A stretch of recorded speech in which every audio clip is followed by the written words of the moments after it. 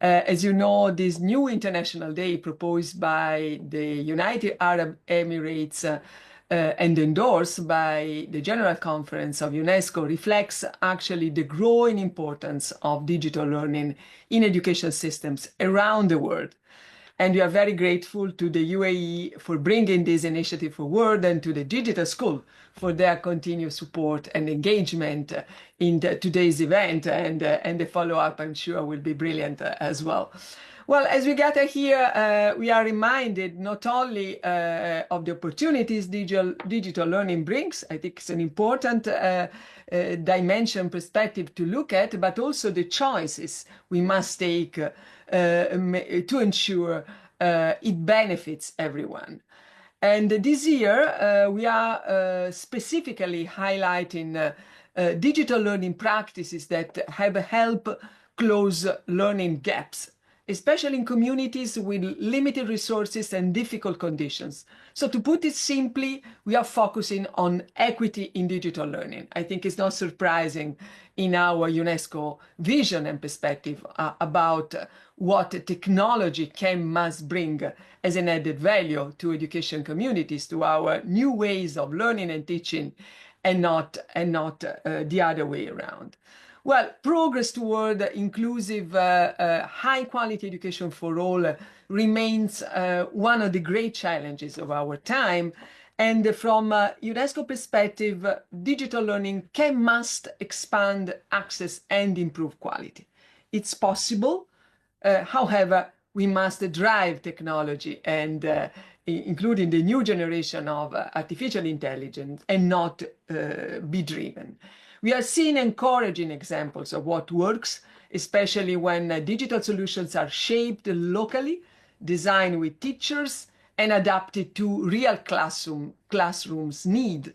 And I think that this is the approach we are taking to celebrate this International Day, actually.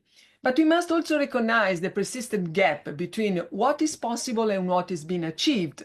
In most countries all over the world, especially in the Global South, digital learning has increased inequality, has narrowed learning experiences, and exposed students somehow to misinformation. And this is a very concern we have, and this is where we have to work about. In other words, if digital learning is to support education as a public good, as we do believe, we need to be clear about its potential and the risks. Today we are asking critical questions, I think, and all the keynote speakers and the panelists, and I wish to take the opportunity to thank all of them, will, I'm sure, deep dive on these topics. Let me briefly recall some of them. Where is digital learning making a difference? How are teachers, how schools, communities using to advance digital learning to advance equity? And what can we learn from these experiences? There are early lessons we can build on. Let me mention some of them.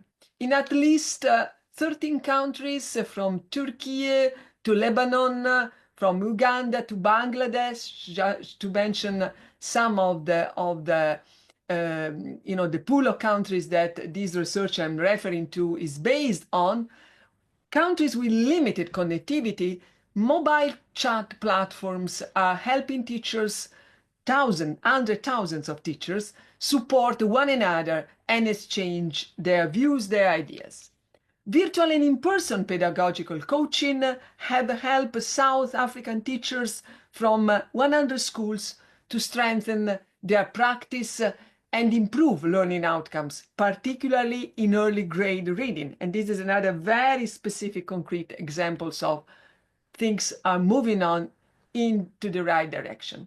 And finally, in some countries, school leaders are being empowered to guide the digital learning in ways that work for their schools.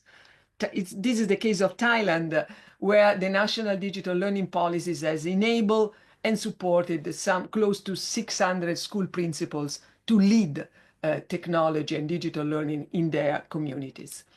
Well, while these innovations are not yet large scale, they show already how digital learning, when grounded in local needs, in community priorities and practices, and strong local leadership, can help create more equitable and effective learning environments.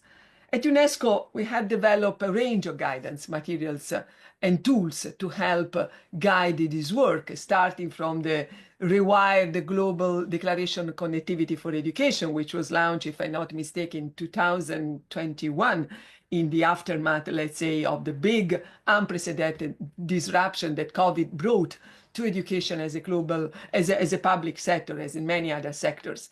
And this connectivity, this declaration on connectivity is really still very, let's say, updated to the current needs. It highlights three priorities, very simple. Putting the most marginalized learners first, investing in high-quality free digital learning content and platforms, and finally using digital technologies to rethink how we teach or learn. And this is about very much ensuring the public dimension of technology and digital learning instead of widening divides. While promoting this vision, we encourage all policymakers, ministers, and leaders to take an active role in shaping their own digital transformation. And their leadership is absolutely essential to ensure that technology is inclusive, equitable, and focused on what matters most for us, supporting teachers and learners. This mission, let me say, to conclude, is increasingly as challenging as promising at a time where we are living and navigating through a new dimension, which is the AI dimension, especially with the new now generative AI since a few months, disrupting all the way we live, we work, and actually we teach and learn.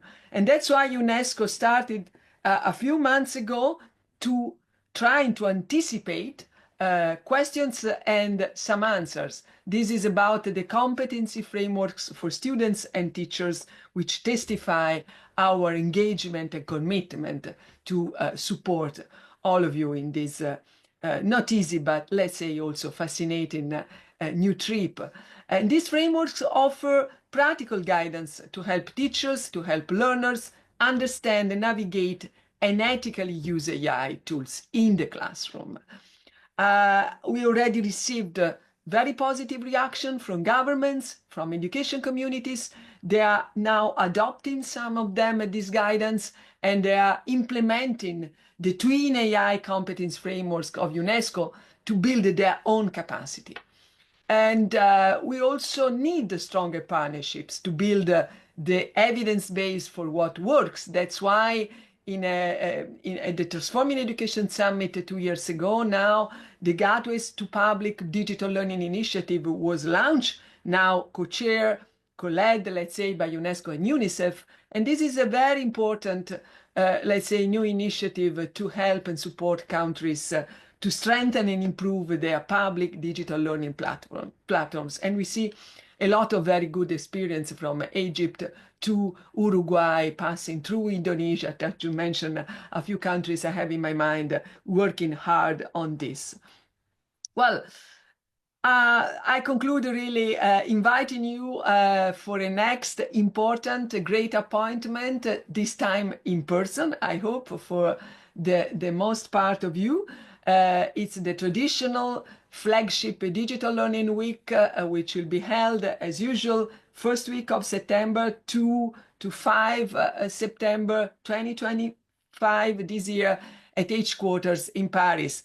And the topic of the year is quite important, quite crucial once again: AI and the future of education, disruptions, dilemmas, and directions. I really do hope and believe that around these 3 Ds, you can, with us, find new inputs, new ideas, and new ways to shape our future together, really sitting in the driving seat.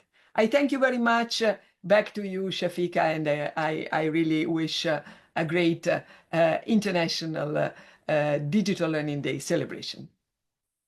Sure. Thank you very much, Stefania Giannini. A very important takeaway message is that under particular conditions, when led appropriately, we are already seeing that there are some evidence of progress in learning and even modest gains in learning equity.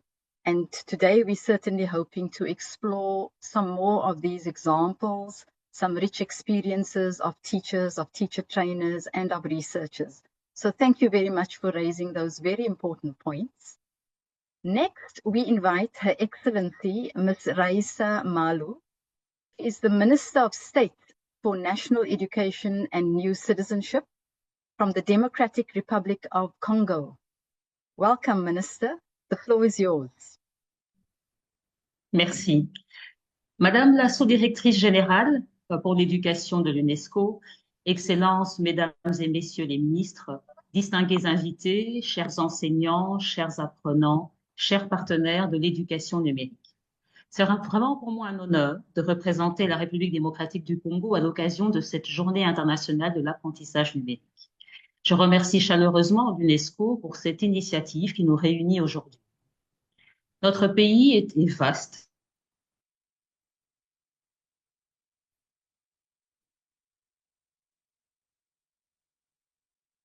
Accompagne de défis immenses.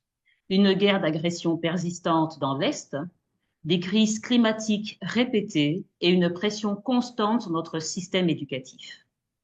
Dans ce contexte, le recours à l'apprentissage à distance est devenu une nécessité pour garantir le droit à l'éducation pour tous. Notre engagement est clair. Nous voulons mobiliser pleinement les ressources numériques pour renforcer l'inclusion et l'équité éducative, afin que chaque enfant congolais, fille, garçon, quel que soit son contexte, ait accès à une éducation de qualité. Le ministère de l'Éducation nationale et Nouvelle Citoyenneté a ainsi entrepris plusieurs actions déterminantes pour favoriser l'apprentissage numérique, particulièrement en réponse aux défis éducatifs accrus par les crises sécuritaires. Nous avons adopté en février dernier un arrêté ministériel structurant l'enseignement à distance en République démocratique du Congo. Ce cadre réglementaire garantit désormais la reconnaissance officielle des compétences acquises par les élèves via l'apprentissage numérique, assurant ainsi la crédibilité et la valorisation des parcours scolaires des apprenants. Dès 2021, nous avons lancé le projet pilote Matwiz, une innovation pédagogique, un tuteur virtuel, qui a permis à plus de 10 000 élèves d'améliorer nettement leurs résultats en mathématiques pendant la pandémie de Covid-19. Ce succès nous a prouvé que le numérique peut transformer positivement l'éducation, même en période de crise. Enfin, la formation de nos enseignants reste au cœur de nos préoccupations. Nous avons organisé des formations pédagogiques continues, utilisant notamment WhatsApp pour atteindre rapidement et efficacement les enseignants. Mais ces actions concrètes témoignent de notre détermination à faire du numérique un outil d'équité éducative et d'excellence pédagogique, même dans les contextes les plus difficiles. Mesdames et messieurs, malgré ces avancées, les défis restent nombreux. L'accès limité à Internet, les contraintes énergétiques majeures et le besoin pressant de renforcer la formation de notre million d'enseignants, dont seulement 26% sont des femmes. À cela s'ajoute une situation sécuritaire préoccupante à l'Est et des crises climatiques fréquentes qui perturbent gravement le fonctionnement régulier des écoles et affectent la scolarité de millions d'enfants. Face à ces défis, nous avons choisi de déployer des approches innovantes, pragmatiques et adaptées à nos réalités locales. Nous combinons l'enseignement en présentiel et à distance pour garantir la continuité pédagogique, même dans les zones les plus difficiles d'accès. Pour surmonter les contraintes d'énergie et de connectivité, nous utilisons la radio, la télévision, ainsi que des supports imprimés et numériques embarqués, tels que des tablettes, clés USB ou serveurs locaux. Ces moyens permettent aux élèves d'accéder aux ressources éducatives, même sans connexion Internet.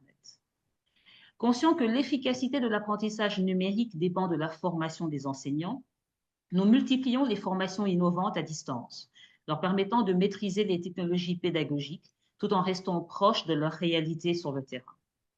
Ainsi, malgré les contraintes énergétiques et le contexte sécuritaire et climatique complexe auquel nous faisons face, nous progressons sensiblement vers une éducation numérique de qualité pour tous.